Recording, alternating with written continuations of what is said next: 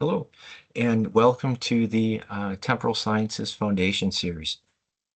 My name is Colin Lynch.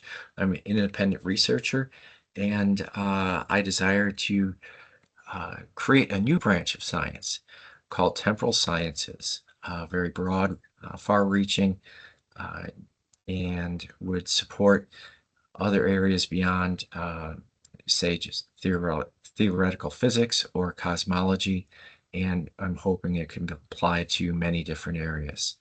Um, the specific focus of temporal sciences is to define time, to define the rate at which time changes, and then to work through all the subsequent impacts of those two things.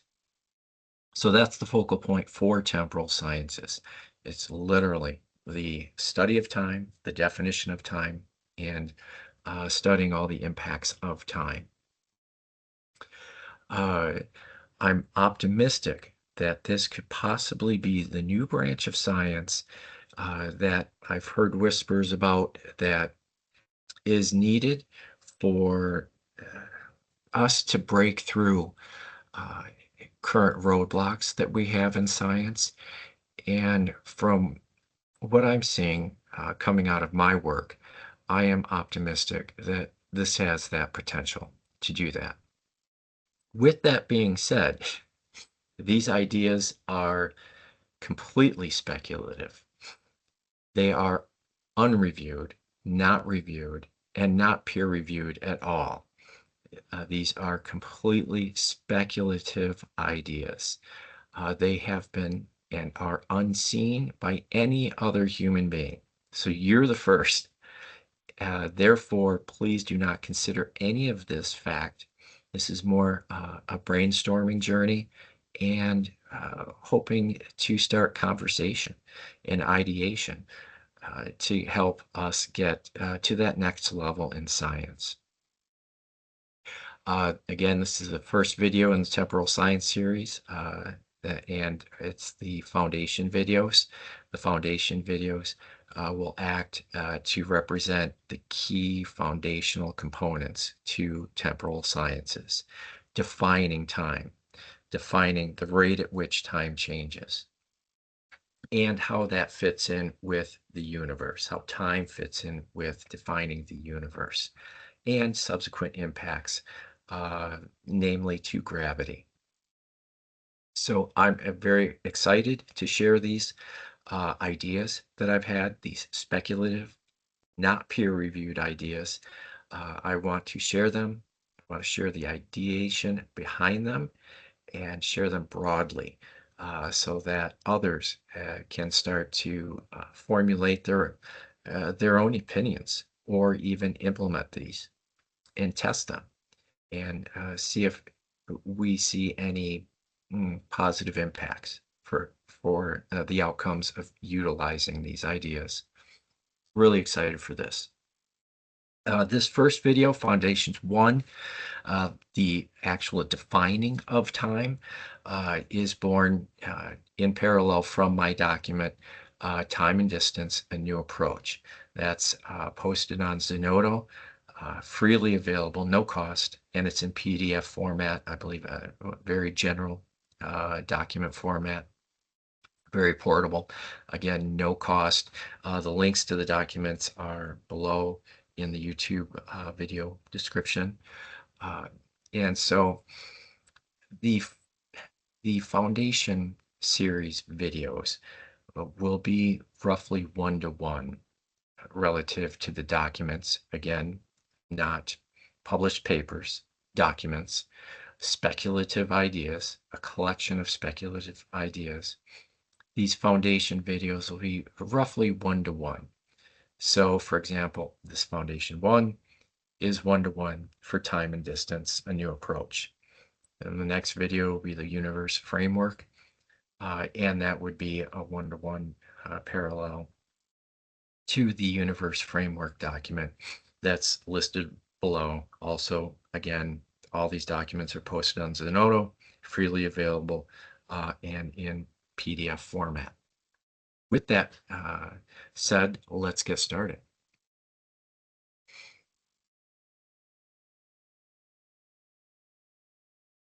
Okay, here it is, the temporal equation in all its glory. So what we're going to do during Foundation 1 here over the next half hour or so is we're going to define roughly why we need this. Then we're going to create this temporal equation, and then we'll do a quick use case for it on the age of the universe, and see how the math works out. We'll get into why I created this equation throughout this video, and what it exactly means. But there it is, and you will be very familiar with it, as there you'll see E equals mc squared, definitely threaded in there, very familiar and stable equation that we're all used to. And we'll unpack how that got incorporated into time, or the defining time. Okay. All right, we'll start at the very beginning.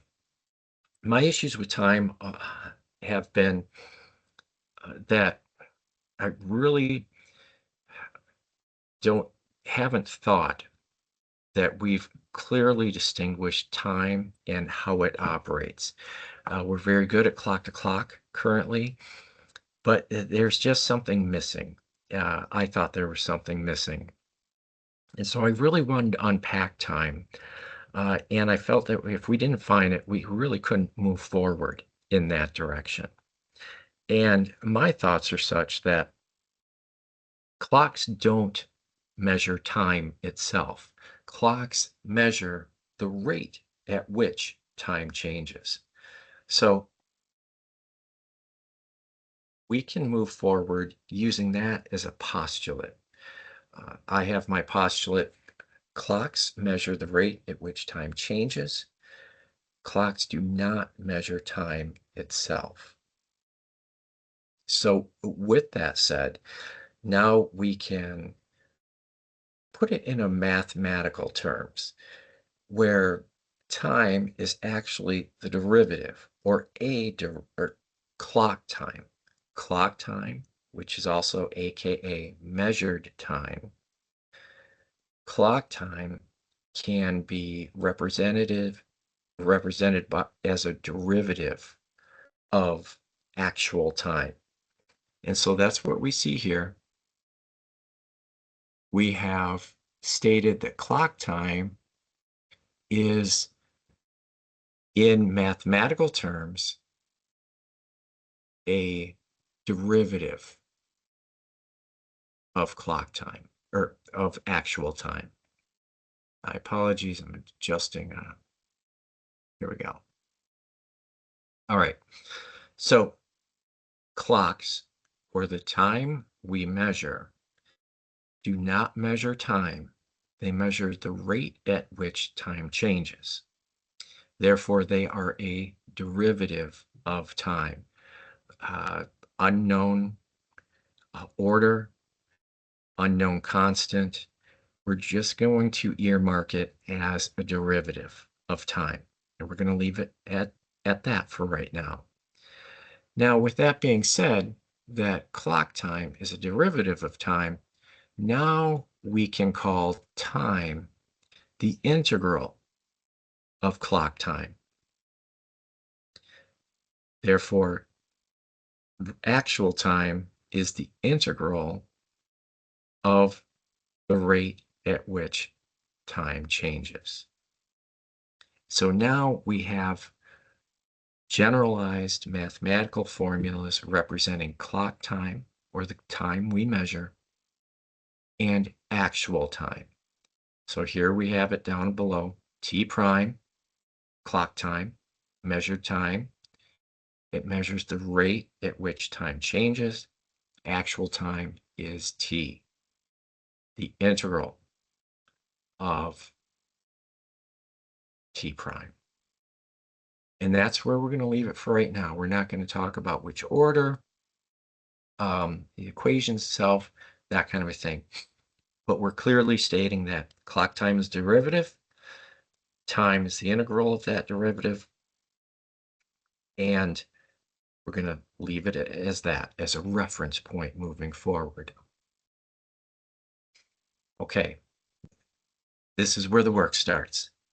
Now, if we have clock time or measured time, where we've proven time and time again that speed of light is immutable, and then we're saying that time is different than actual time is different than clock time, then we need to make allowances for distance to be adjusted so that the speed of light remains immutable on both clock and measured time, speed of light constant, and then a different rate of time. In order for the speed of light to remain immutable, something has to adjust, and that's distance. Therefore, another postulate I postulate that time and distance are equivalent in a manner analogous to matter energy equivalency in E equals mc squared. My apologies, that should be mass. Mass energy equivalency in E equals mc squared. So we have energy equivalent to mass, and we have distance equivalent to time through some scaling factor. So, or conversion factor. So let's walk through that, and we'll start out with D equals conversion factor times time. It's right there. D is distance, T is time, alpha is the proportionality constant, analogous to E equals mc squared, and for the c squared in that equation. To maintain the consistency of E equals mc squared, we will use the speed of light as the conversion factor right here. Since speed of light is distance, it's already distance over time, we can incorporate that rather quickly with very little adjustment, either mathematically or even intellectually. So it follows that alpha is now going to be speed of light c, and equivalency is now d equals ct. Distance equals the speed of light times time. That's our equivalency. And we're going to use that equivalency to incorporate that into E equals mc squared. So since we have our equivalency, D equals ct, or T equals D over C,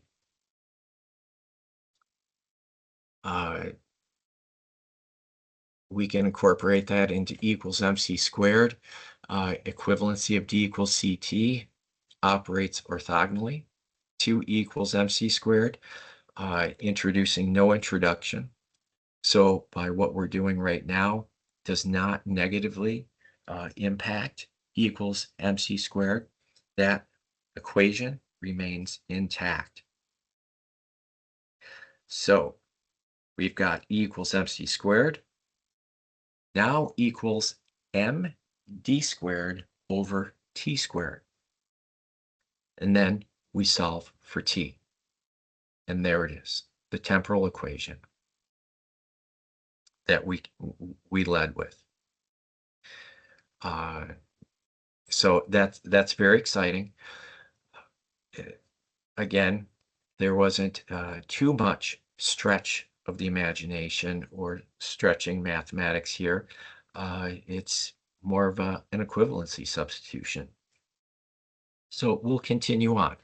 We now have time explicitly tied to distance, mass, and energy. And this is where I'm going to do a little cautionary note here. We're going to continue this journey with square root of m over square root of e versus doing substitutions off the bat, such as 1 over c. We want to stay away from that for now. We really want to do this in the raw and see how these things play out prior to just doing substitutions. Let's do some real deep manual, highly visible operations here. And then we can have the luxury of doing substitutions later on. Just a note there. So here, just a reminder, what we have so far: D equals CT, E equals MD squared over T squared, arriving at the definition of time, T equals D square root of M over square root of E.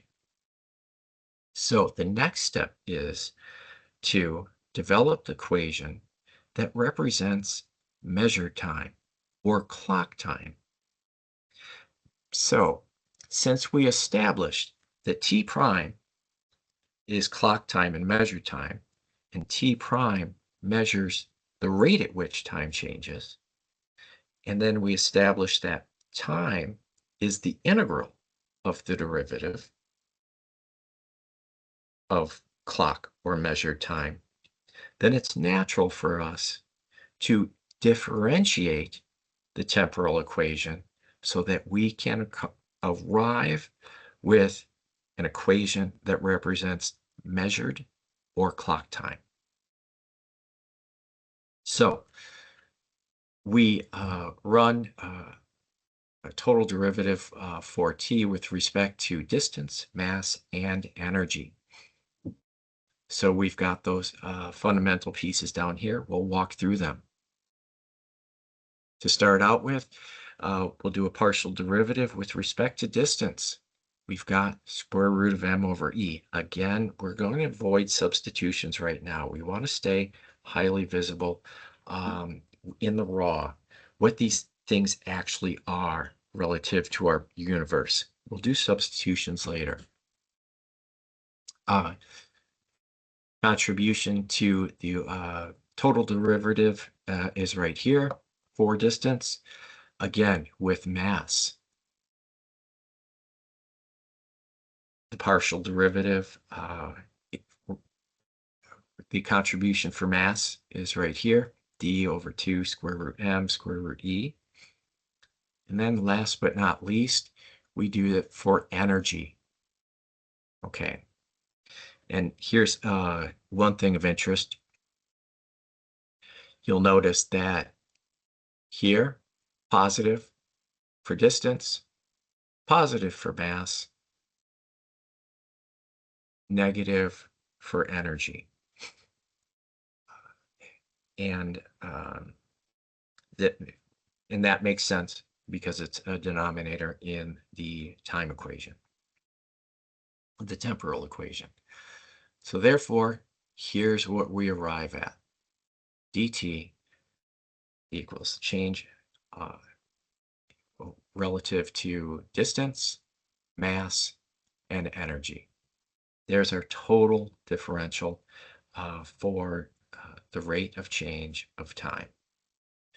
And then we can see how distance, mass, and energy can affect how time changes at any given point.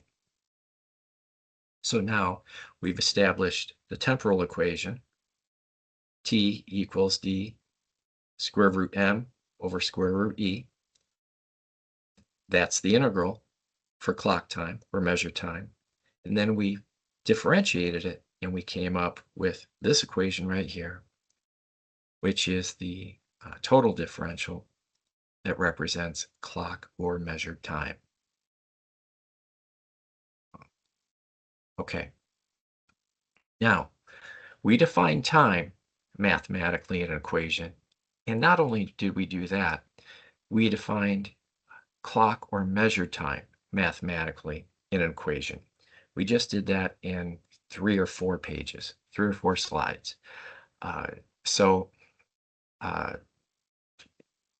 That's very exciting to see. And so what we're going to do is we're going to use those 2 equations, one for time and one for clock time. And we're going to test it against the age of our universe. We're going to experiment there. Let's see what we come up with. Okay. Now, in order to test the age of the universe, our test results for time t should result or ensure the resulting ratio of distance to calculated time is c. We need to keep the speed of light immutable for the temporal equation to be useful at all, or even remotely accurate. And our tests for clock or measured time should provide us with a rate of change for time that provides an accurate estimate for the age of our universe, best that we know now.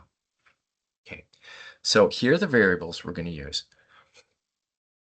Distance currently, I believe, is generally agreed upon 8.8 times 10 to the 26 meters for our observable universe.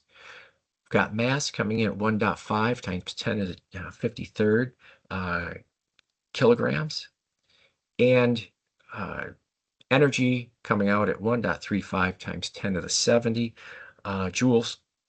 And if you run that through, if you run the mass and energy through E equals mc squared, you'll see that they're equivalent in that equation. So one's born from the other. And I believe those are generally accepted variables. Again, we're not going to do substitutions right off the bat. Let's use the numbers that we know now. It makes it more interesting also, because then we can start to see other things play out than just dropping in 1 over c. So here's a time equation that we're going to use to establish time. Here are the substitutions in the time equations for the values that we just saw. Here we've got distance, we've got square root of mass, and square root of energy, resulting in 2.933 times 10 to the 18 seconds, which is roughly 93 billion years, coming out at 92.95 billion years.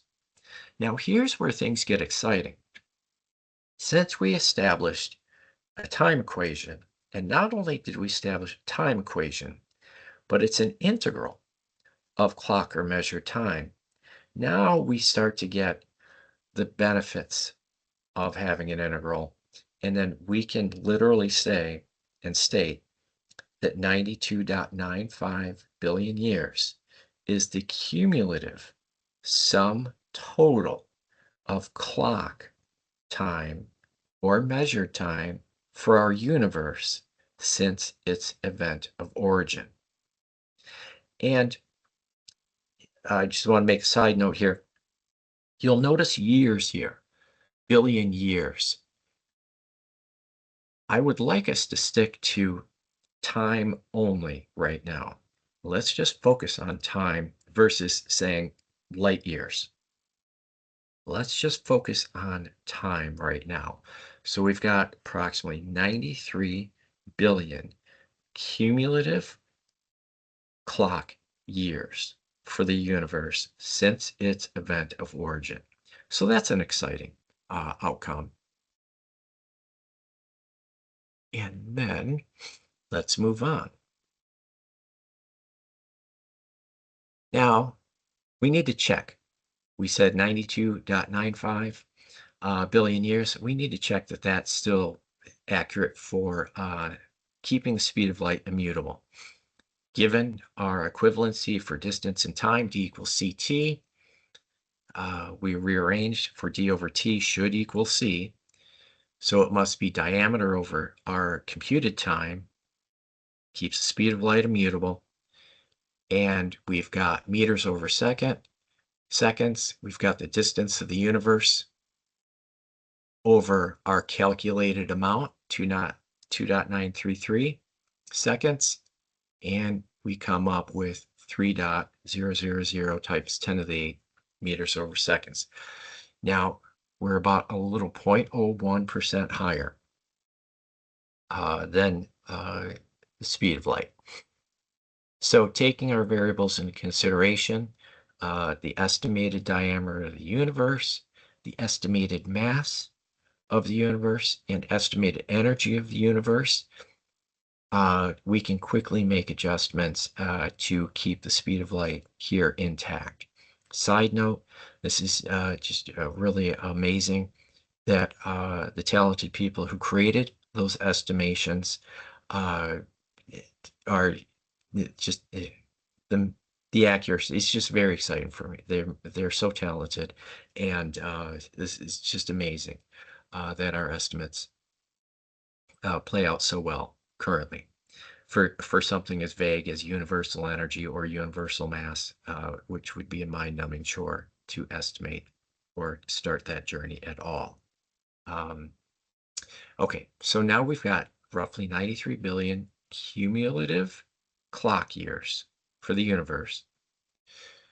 We need to figure out the rate of change. We need to break this out so we can come up with the actual age. We're going to use our total differential, and we're going to assume that mass and energy are entropic, even though they change all the time. All we're going to use is the rate of change in distance. So given that M and E, we're going to zero those out for the total differential. And we're just going to use the rate of change of distance for our universe for processing our total differential and the rate of change. And move forward. So we interpret rate of change time per unit of measured time or clock time. We use Hubble's law for the recession speed, and we arrive at rate of change time, square root of m, square root of e. Again, we're not going to substitute right away. HO times d. Here is the values restated for distance, mass, and energy for a universe, and included a Hubble constant, approximately 2.268. So we calculate square root of m, square root of e, Hubble constant times distance, and we would result in 6.65 seconds of time t, of actual time, versus per second of clock time t. Therefore, for every second a clock ticks, one of our clocks, for every second we measure, actual time proceeds forward by 6.65 seconds. Okay, so we use that rate of change to figure out what we measure with our clocks for the age of the universe versus the cumulative amount of time for the universe. So we solve for clock time, which is calculated time over the rate of change. We come down here, 92.95 billion over 6.65, and we arrive at 13.98 times 10 to the ninth, roughly 14 billion years. Now we come in at 1.5% of our current estimated age of the universe. So this is very intriguing. I think it was wonderful to use our mass and universal energy and our distance of the universe and the rate of change of time, not distance, but time, to come up with our cumulative total clock time for our universe, come up with our rate of change of time, of actual time compared to clock time, and then arrive at the age of our universe within 1.5%. I think this is terribly exciting. And now we're going to leave things at this right here where they're at right now for for now. Uh, and this is just going to be foundation one. We defined time, we gave time an equation, and we defined clock or measure time and gave that an equation. So that is foundation one. We ran through a very simple example here. We did not incorporate partial differentials of mass or energy. This could be a thinly veiled smoke and mirrors of, is it just a rate of change of distance? Is this what? So we're still not firm yet. We're still not solid. We could call this sketchy right now at this point. However, there's more excitement to come. It's going to be in Foundations 3. So what I would ask of you is to obviously judge and press and test and analyze this if you're interested. However, please keep your imagination open. Please continue on the journey, Foundation 1, Foundation 2, until we get the end of Foundation 3. The end of Foundation 3 is, I'm really optimistic, where you're going to end up saying, well, I thought this was a bunch of hooey and speculativeness and everything. However, we've seen some things that really make me think. And with all this craziness, how did we get here? How did we get this number or get this as an option? That's what I'm confident you'll be saying at the end of Foundation 3. Again, the goal of this is to start conversations.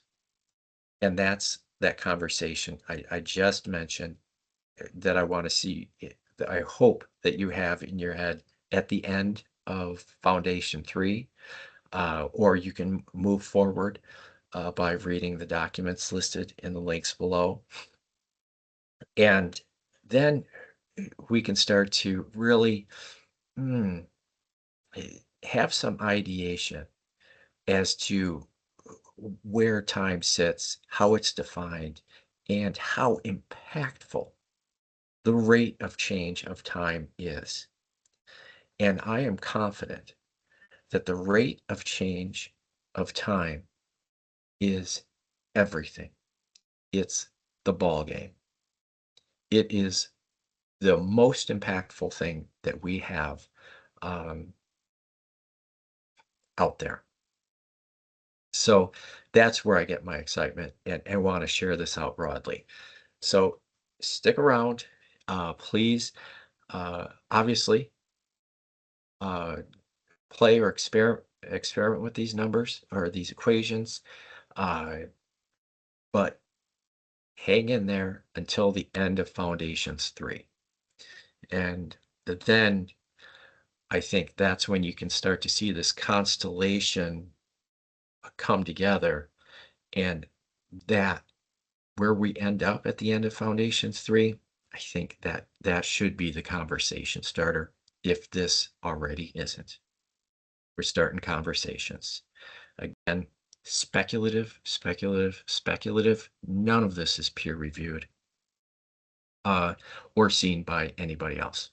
So what's next? Links in the to my documents. Again, they're not papers. They're not published. They're documents. They're simply brain dumps from me to the outside world, sharing some ideas. The links to those documents are below, free, no cost, PDF. Let's see here. Yes, the documents serve the reader best if read in order. If read out of order, that that would be no fun. So first one, time and distance, then universe framework, then time defines gravitational constant. In terms of foundation series, time and distance, that's Foundation 1. Universe framework, Foundation 2. Time defines gravitational constant and fundamental space-time curvature, that's Foundation 3. Uh, I'm going to try to get these videos out as much as possible to keep pace with the documents. Uh, I have a lot of catching up to do. So I'll work on that. Um, Again, this is the first foundation video. Please, yes, reminder, please keep an open mind until we get to the end of Foundations 3. Or if you want to read ahead before the video comes out, read Universe Framework, and then time defines a gravitational constant. That's where conversations start. Reminder, again, I'm going to repeat this constantly. These are speculative ideas, unseen by anyone, not peer reviewed, not reviewed at all. It just, yeah, no, these are nothing here is presented as fact. And oh, and I definitely want to uh, say, like for equations like Einstein's E equals mc squared, wholly owned and created um, by Einstein. Amazing, amazing mind. Absolutely amazing. The more I get into this work, yeah, every day increases the respect for that, for his mind. Um, so I'm not claiming anybody else's work, and I'll try to give credit where I can when I remember, certainly. And with that said, that is the end of Foundation 1. There will probably be a discussion video for each foundation. It's going to be a separate, uh, it'll be a separate video where it's going to be whiteboard, and I'm just going to gather a list of ideas, things that are associated with that respective foundation video, and just do a brain dump on a whiteboard. So for Foundation 1, I'll probably have a 20-minute video whiteboarding some things that pertain to the definition of time, my temporal equation, the total differential, that kind of a thing. Just loose ends and tethers that, again, ideas I'd like to share more broadly. And that will happen also with other foundation videos. For example, the next one, universe framework. And then following that, the gravity one. All right. Well, I thank you very much for your time. And yes, uh, best wishes. And I will see you in the next video. Thank you so much.